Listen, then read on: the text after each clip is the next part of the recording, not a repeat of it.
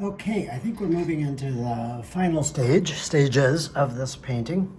I allowed it to dry for 10 minutes or so. So I wouldn't say it's 100% dry. The paper will be perfectly flat. But it's about 95% dry, so anything I do, if I want to hold an edge, should be just fine. But also, while watching watching paint dry, it afforded me the opportunity to assess what more I know some things I need to do, but it gave me a minute or two to just look at the painting and figure out if there's anything that it didn't occur to me before that I think it needs. Not too much in terms of what I need to do, I'm pretty clear, but in terms of things I hadn't considered, the one thing is the foreground. And I know I mentioned it before, but I think ultimately, probably very near the end, what I'll do is glaze the whole foreground to smooth out these jittery edges, which in another painting I'd quite like.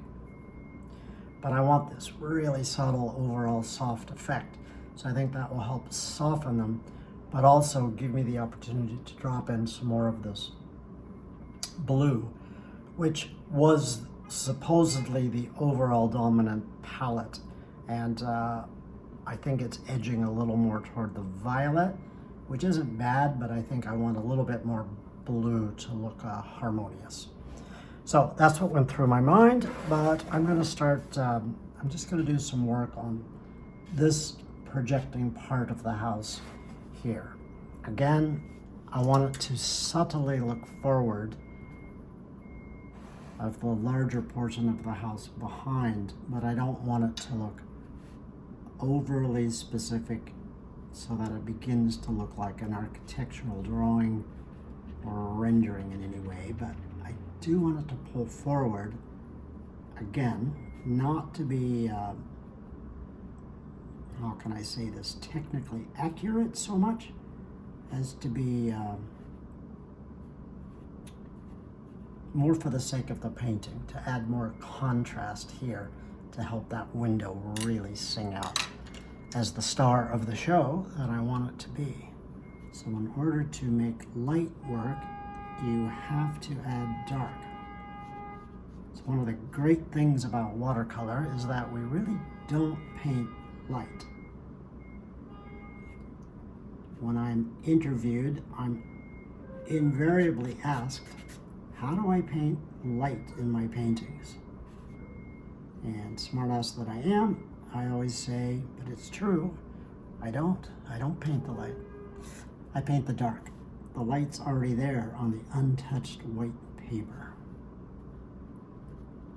What I do is I paint the shades and the shadows that reveal the light that's already there.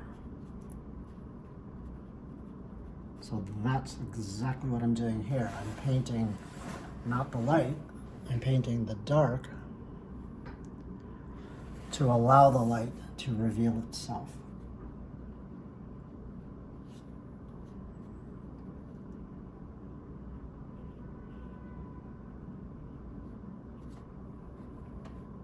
Here and there, I'll be adding just little bits of specificity. I want to keep them subtle, but I think it's going to need it a little bit.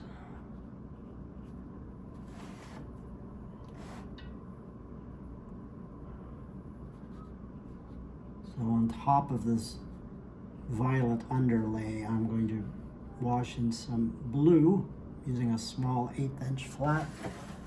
And this is mostly tones of French ultra blue.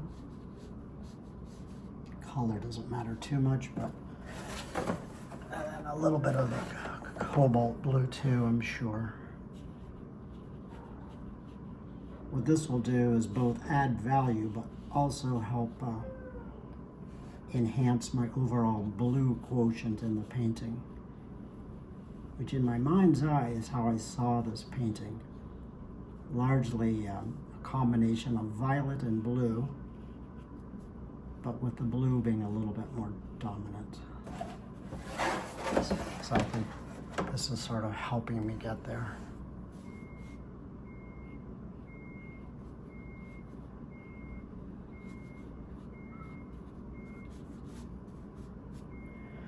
As I get down toward the ground though, I'm going to soften or feather out any of this work to keep it a little less contrasty, but also a little less specific, a little softer.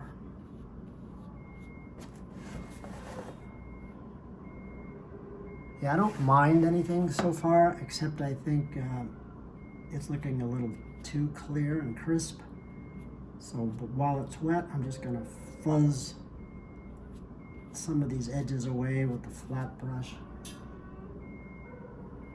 Add some what I hope would be appealing obscurity or lack of clarity. Play down the edges rather than playing them up.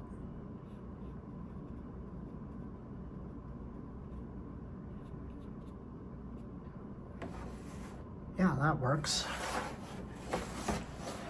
It's a small thing, but I want to add just a little glow of this yellow on the underside of the eave here. It's probably a little bit too finicky, but I think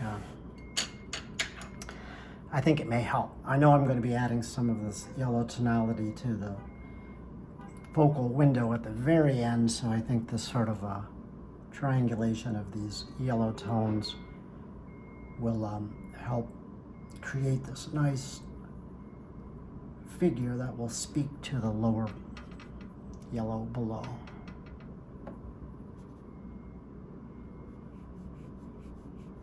Just using the edge of a flat brush to add just a little bit of this yellowy glow there. Small thing, but I think it'll matter. The other thing, while I was waiting for this to dry, that dawned on me, well, it didn't dawn on me like a mystery. I just worried that it might happen. Is that anytime you try to do a painting that's so heavy in the in its attempt to be subtle and understated, is that the whole painting, you risk the whole painting look a little vague and non-committal. And I knew that going in. So what I'm doing here is trying to add a little bit of like a little kernel of specificity and a whole field of generality. When that works in any painting, it's always a good thing to me. Many of my paintings, at least I strive to make them have just one little area that's perhaps highly detailed or a little tighter or more formal. And then the dominant field of the painting is much more general, much less specific. So some of you may be asking, because I'm asking, what is your thinking about this lower window? I agree. Along the lines of what I was just saying, I wanted to add some subtle specificity to this lower window, not the high degree of contrast that I've got up here, but just some gray on gray sense of window identity. It's a little overall too light in value, so this will knock back some of the value that I saved, making it a little overall darker. And then just a subtle introduction of bits of detail and architectural identity. It belongs to this portion of the painting, which of course is a little bit more detailed than the rest. So it makes sense theoretically. Not sure I love it, but I think it'll be okay. I'm gonna leave it for now. Here there's a doorway which wants a little bit of identity, not too much, but yes, a little.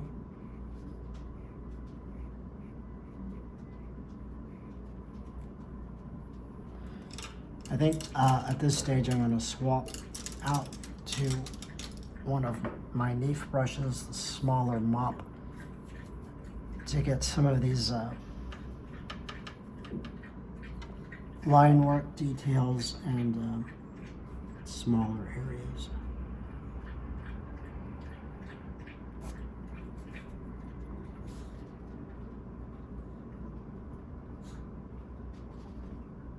The back sides of the porch columns would be darker.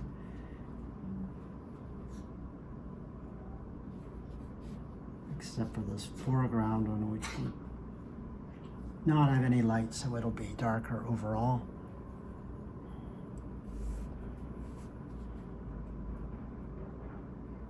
Not a really big deal, but a little bit.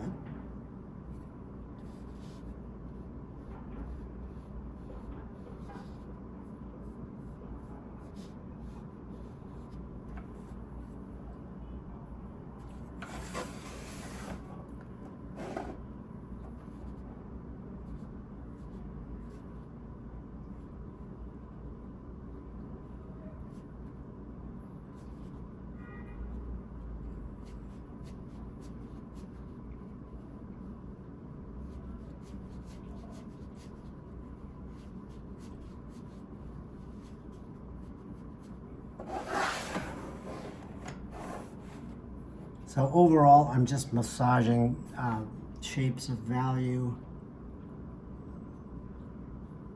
not going for so-called accuracy so much in terms of depiction, but just what looks good for the painting, what's going to help balance the painting best.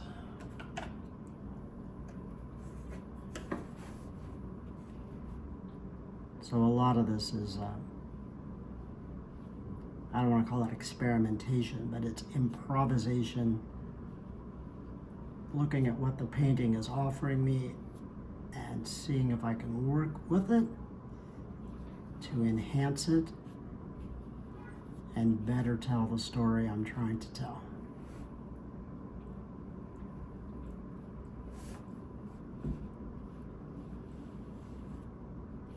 So these are decisions I'm just making on the fly that I think will help.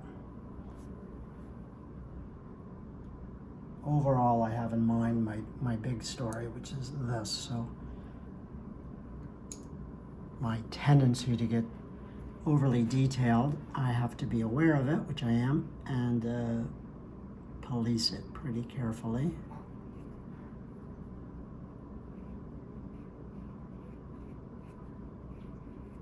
So that any mark I put on the painting is enhancing the overall painting, not detracting from it. Not the painting, the story of the painting.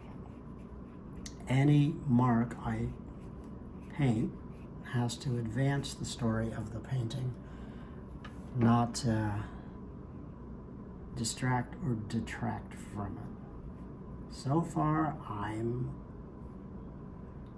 might have a few infractions, but overall I think I'm okay.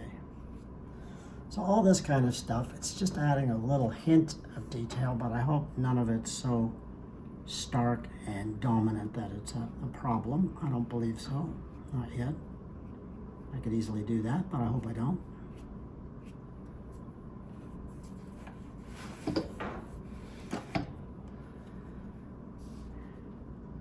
As I said though, while I was waiting for this to dry, I felt like overall the painting was very heavy in atmospherics and needed just some counterpoint of detailing or specificity to make sense.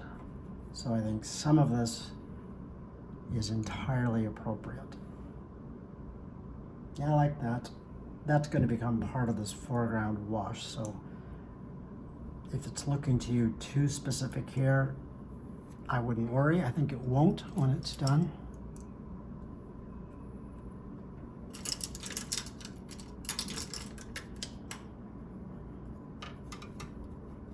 In that vein, I want to add a little bit of the lower branches and maybe some of the trunks of the and major branches of this wintry tree. So this is just straight up lunar violet gray, violet gray.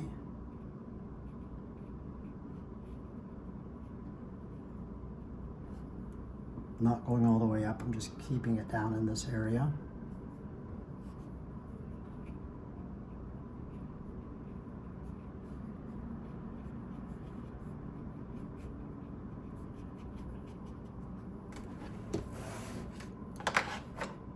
Now with the 8-inch flat and the same tone before that dries, I'm going to scrape in some general ideas of tree structure.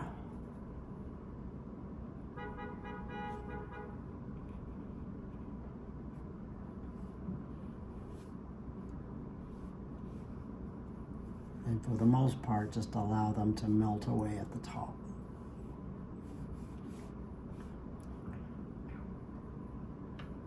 The last thing I want to do is draw too much attention to the side of the painting. So I want to keep this there, but not there, kind of vague, suggestive.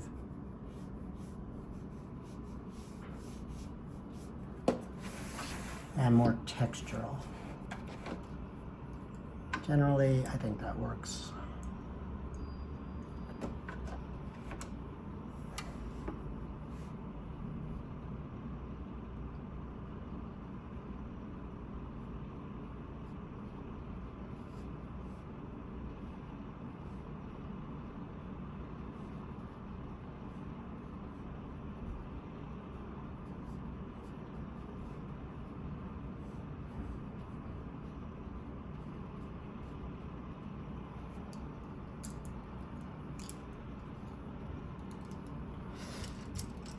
This is a very tiny Neef pointed brush,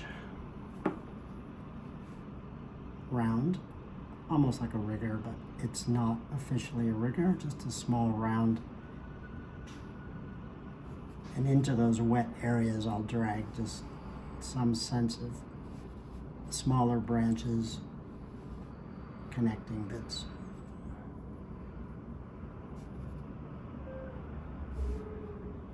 To form my wintry tree. I guess it's an elm tree.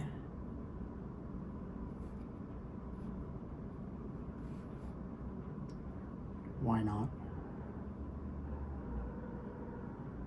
It was many years ago, so it's long gone now, of course, as most elm trees are in America.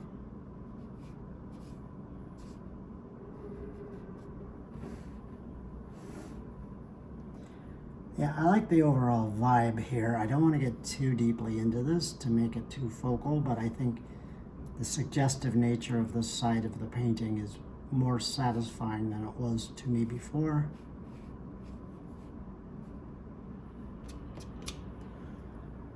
Yeah, I think this still wants to be darker, this edge of the outbuilding. So I think my instinct was correct, but I think I want to go just a little bit more,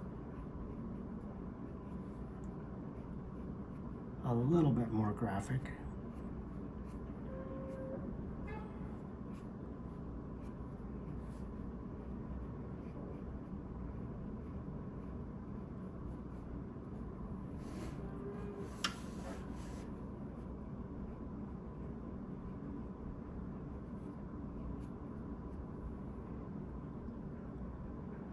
So my theory is, my belief is, if you just,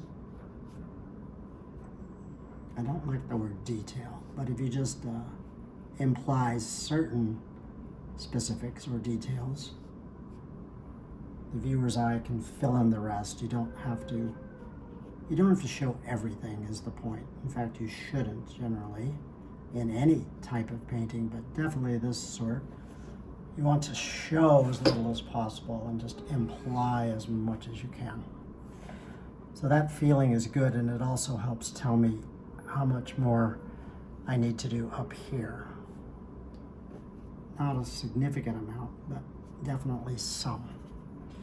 So while I'm over in this area, I'll try to flesh out the rest of this fence, which, as I said earlier, I want it on this side to be a little darker, but again, not too specific, just texture.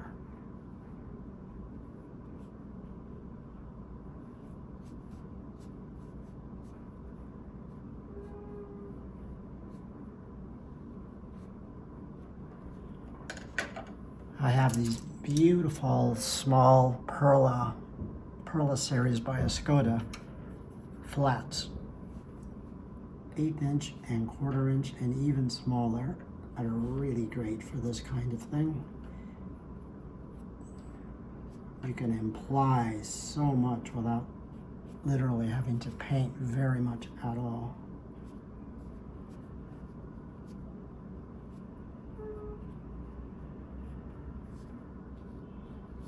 Brilliant for dry brush kind of work, but in smaller doses or smaller areas.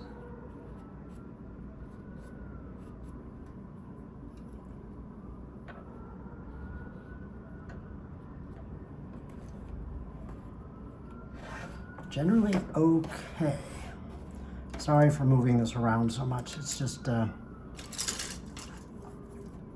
anything you can do to make it easier to reach or to focus or to get the water to run in the direction you want, I think you should do it.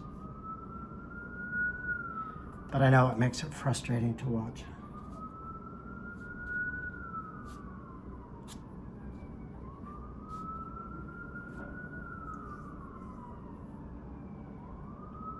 So generally all that I'm happy enough with. I think tells me I want to go a little darker up here, and also can't wait to do the foreground blending.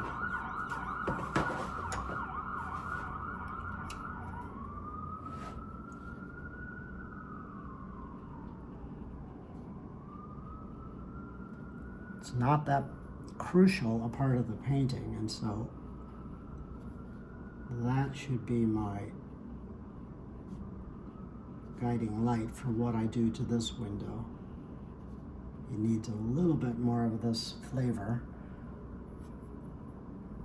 but it just doesn't want to be too focal, so I'm trying to keep it pretty not specific.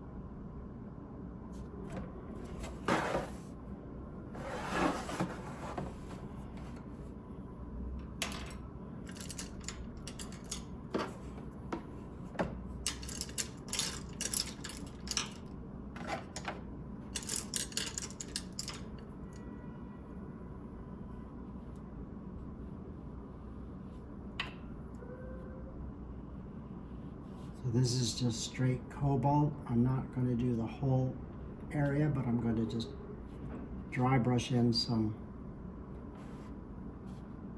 tonality.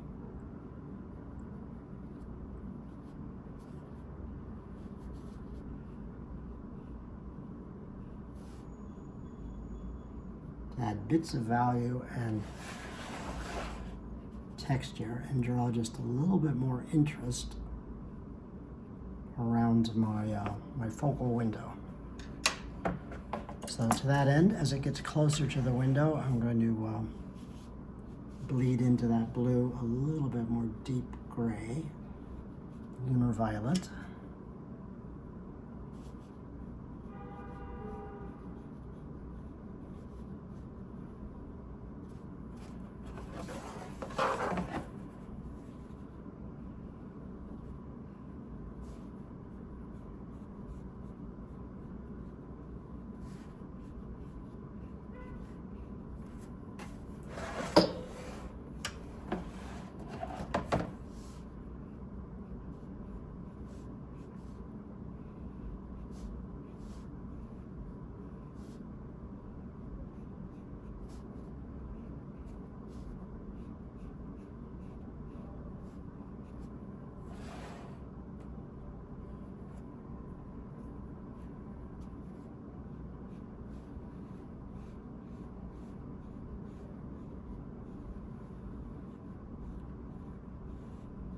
sort of a delicate dance. I know it needs more value and needs a little bit more clarity.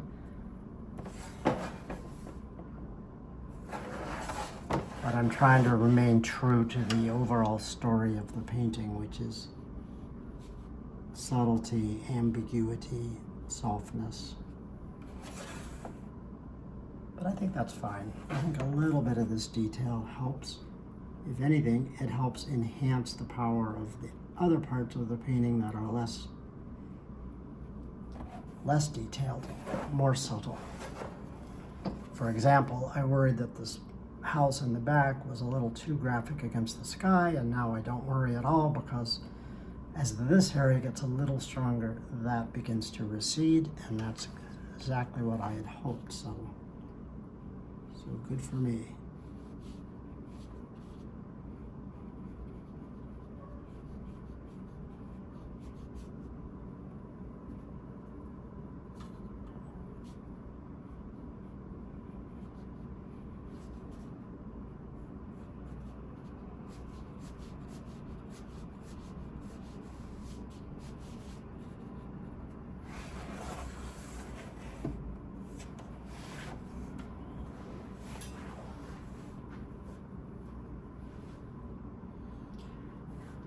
Yeah, generally overall, I think the value balance is working, and the intensity of that window is really starting to come alive, which is what I've hoped for all along.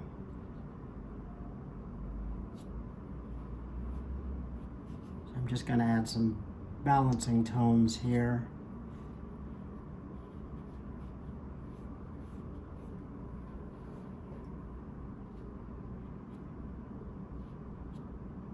Almost abstract marks that don't necessarily make that much sense, but I think they'll help focus the value and the story where I really want it.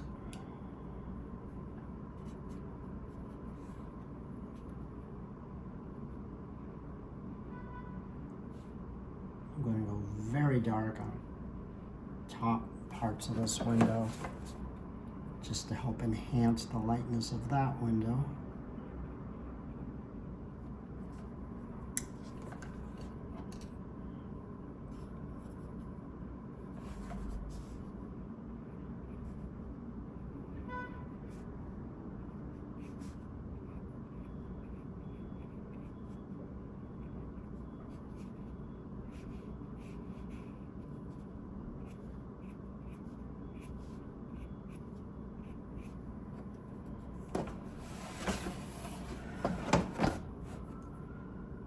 So now, as I've been saying, I do want to work in these yellows here now that we're very nearly done.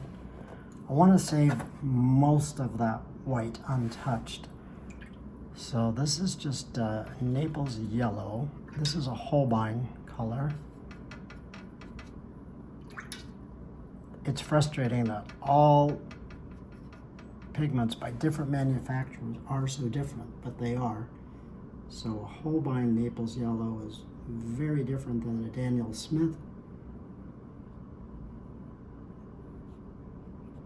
And not that anyone is better, it's just that they're different. So you have to think about that before you just go out and buy a pigment. The Holbein Naples yellow, however, has a little bit of opacity to it. So it's a color I would never use for years. But I've found that it's a very beautiful neutral yellow, almost like a cobalt blue, in the sense that it's right across home plate. It's yellow, it's not too green, it's not too red, it's not too acidic, it's just right. However, the opacity has a little bit of white mixed in, I think. Means it doesn't mix too well with other colors. It looks best generally when it's applied to just pure white paper.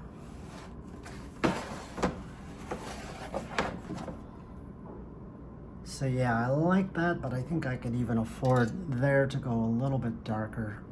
So I'm going to use a little bit of orange. This is a Daniel Smith permanent orange. just at the tops of these.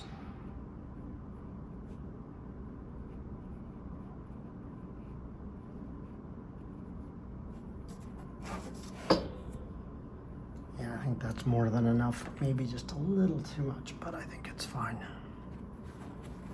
The main thing here is to maintain as much of that white as I can. So I don't think it needs any more. I think it's significantly brighter than the yellow I put here, which concerned me when I did it, and this is all fine. So now what I want to do is a wash over the bottom portion of the painting completely.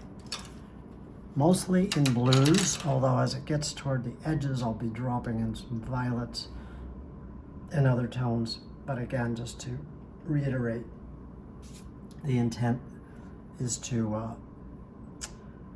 gather up left and right, but to add some ambiguity and tonality to the foreground, to soften some of those harsher edges, to blend in all the shapes together, and to add a little additional of this blue tone that I had wanted to be the dominant throughout.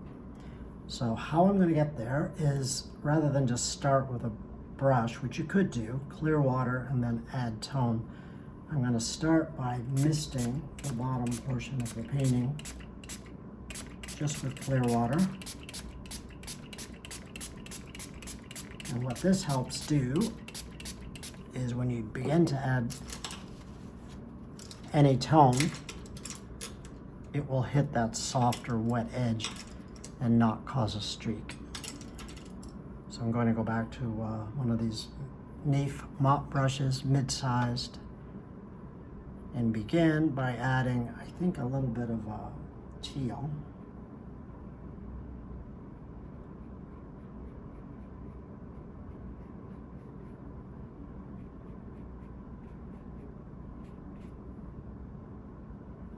Then cobalt blue.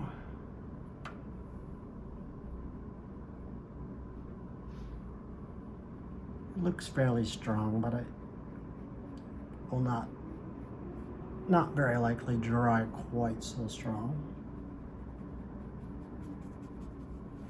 I want to maintain this glow here, so I don't want to lose that.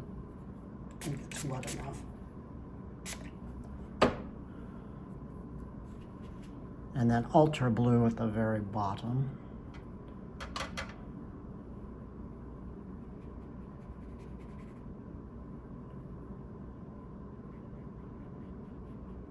This will haze out some of that specificity of that fence line.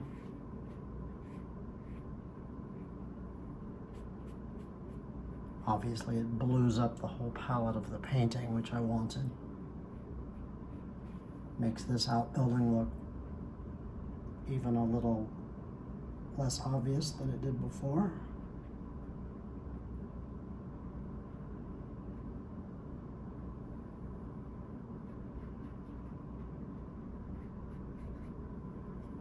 And then over here, I'm going to add just a bit of this violet gray.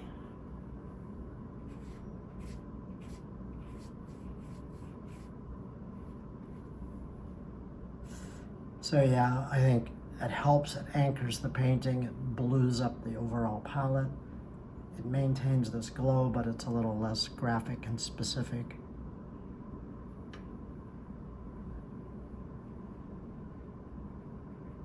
This is a little bit more of that violet here and there. I'm going to just drop in.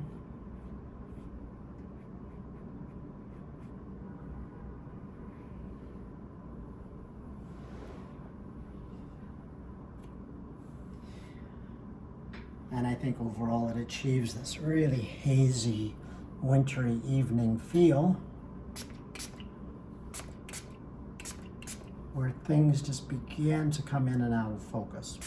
Primarily, the porch starts to look a little in focus, a little bit like a destination, and then obviously the window up above is very crisp and clear, telling the story of that's where you're headed.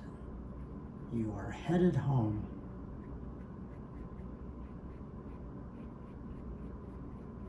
Again, playing around in the wet, it's always fun, but you can add some additional identity or texture.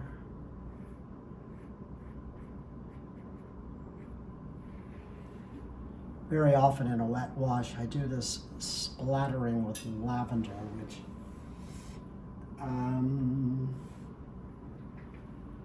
I'm tempted to do, but I think it could be overdone. I do think it'll enhance, and I think it'll be the last thing I'll do.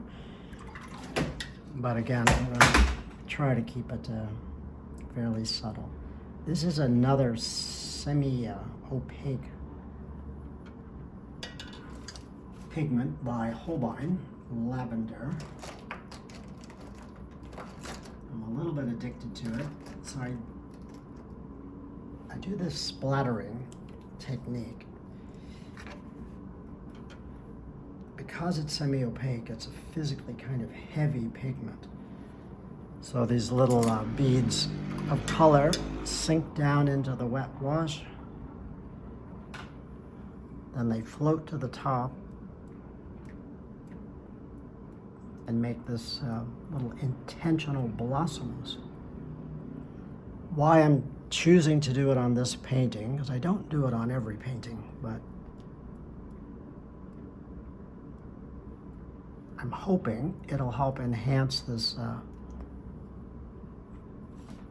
hopefully appealing fuzziness and wintry atmosphere and make things look even a little bit more out of focus here and there. A little bit more texture. And of course, being lavender, it's violet, but bluish. It'll help enhance my my bluish palette. Yeah, I think that's fine. I wouldn't go any further than that, just a little.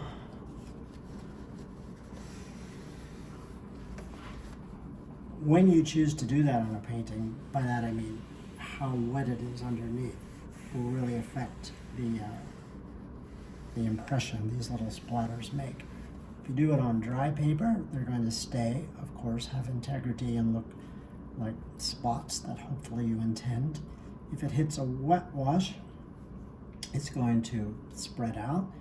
And what I love to do is this nice mixture of a bit on drier paper and a bit on wetter, and you get a really nice range of expression. So I think for now, that is it, everybody. That's my little winter memory view of my pathway home to my old bedroom. I wonder who's sleeping there now. I can't tell you, but I hope they enjoy it as much as I did, and as much as I enjoyed painting for you. So thanks for watching, and I'll see you all again soon.